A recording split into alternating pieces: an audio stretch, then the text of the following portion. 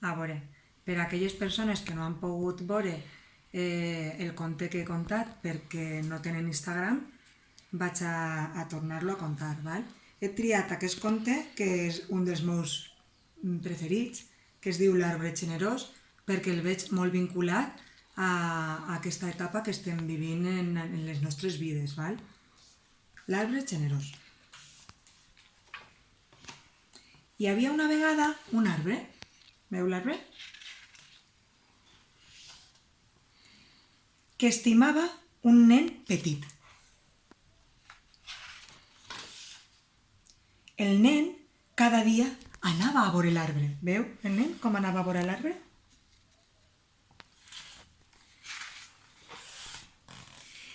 I collia totes les fulles que podia. I sabeu per a què les agafava? A veure. Les agafava per a fer-se una corona i ser el rei del bosc. Pujava enfilant-se pel seu tronc, pujava i baixava i així es passava les vesprades. S'engronsava també a les seues branques, com si estigueren els columpios, com feu vosaltres. I es menjava també les pomes que donava l'arbre. Veu? Els restos de la poma. I jugaven sempre, també a amagar-se. Com que l'arbre no podia, el nen sí que de vegades s'amagava darrere d'una pedra, darrere d'unes herbes. I quan estava molt cansat, sabeu què feia? Mireu, s'adormia a l'ombra de l'arbre i es quedava molt, molt tranquil. El nen estimava molt a l'arbre, per això moltes vegades l'abraçava. I l'arbre es sentia molt, molt feliç de saber que el nen l'estimava. Però va passar el temps i el nen es va fer gran, es va fer adolescent i anava a l'arbre, però de tant en tant ja no anava tots els dies. Estava molt enamorat. I ahí, al tronc de l'arbre, ho escrivia. Escrivia cors amb el nom seu i de la persona que ell amava. I el nen va créixer i va créixer. I l'arbre cada vegada se sentia més sol. Per això us dic que ho veig molt relacionat amb això que estem vivint, perquè ara hi ha moltes persones que se senten soles, perquè viuen a soles i com que no poden eixir de casa, doncs es senten soles.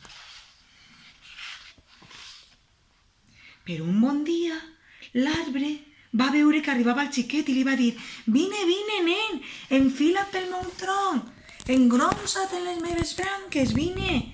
I el nen va dir: «No, no, ho sento, jo és que ara el que vull són diners per a comprar-me coses. Tu tindries diners per a comprar-me coses?» I l'arbre li va dir: «Diners no tinc, però tinc pomes. Per què no les agafes i vas a vendre-les? Te donaran diners que els podràs utilitzar per a comprar-te coses». I així ho va fer el xiquet. Va agafar les pomes per anar a vendre-les i l'arbre va tornar a estar molt feliç. Llavors el xiquet va començar a agafar totes les pomes que va poder i se les van portar per a vendre-les. L'arbre, com vos he dit, es va quedar molt, molt feliç. Però passava el temps i el nen no tornava. I l'arbre estava trist i aleshores, un dia, va tornar i l'arbre va tremolar d'alegria i va dir: «Vine, nen, vine, puja, puja pel meu tronc, engronsa't en les meves branques, juga amb mi». I el nen li va dir, que ja s'havia fet un home: «No, és que estic molt ocupat», va dir el nen. «Necessito una casa, necessito diners per comprar-me una casa. Tu podries donar-me diners?» I l'arbre li va dir: «Jo no tinc diners per a donar-te, però mira, si talles totes les meves branques, podràs fer-te una casa de fusta. I així seràs feliç».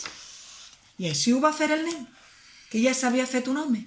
Va agafar totes les seues aranques i se les van portar per a construir-se una casa de fusta.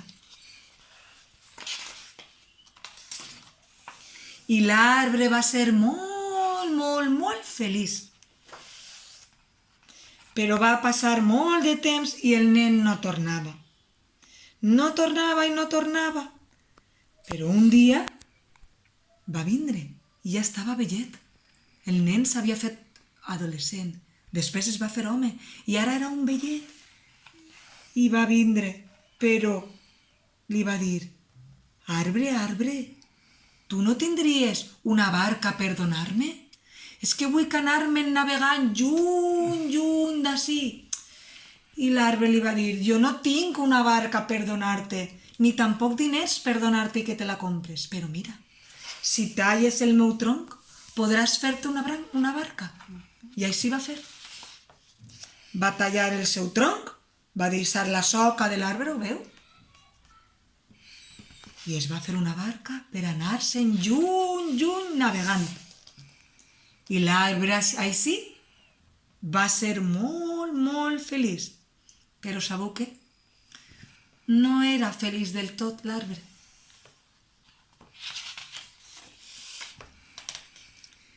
Després de molt de temps, el nen va tornar una altra vegada. Ja era super, super, super vellet. Ho sento, nen, va dir l'arbre. Ara ja no tinc res per donar-te. No tinc fulles, no tinc pomes, no tinc branques, no tinc tronc, no tinc res per donar-te. Sols tinc aquesta soca. Què veus? I ell li va dir, el nen que s'havia fet molt vellet: és que jo ja sóc molt vellet i ja no necessito res, sols necessito algun lloc on seure i descansar. I l'arbre li va dir: doncs així tens. Així pots seure a la meua soca. Seu, amic, seu, i descansa, descansa. I així va fer. I l'arbre va ser feliç. I ara vull que reflexioneu. El conte de l'arbre generós. Conte contat, ja s'ha acabat, però reflexioneu. Qui penseu que va ser més feliç a la seva vida? El nen, que cada vegada volia més i més coses materials que necessitava diners per comprar-se-les? O l'arbre, que sols era feliç i cada vegada més feliç, compartint tot allò poquet que tenia?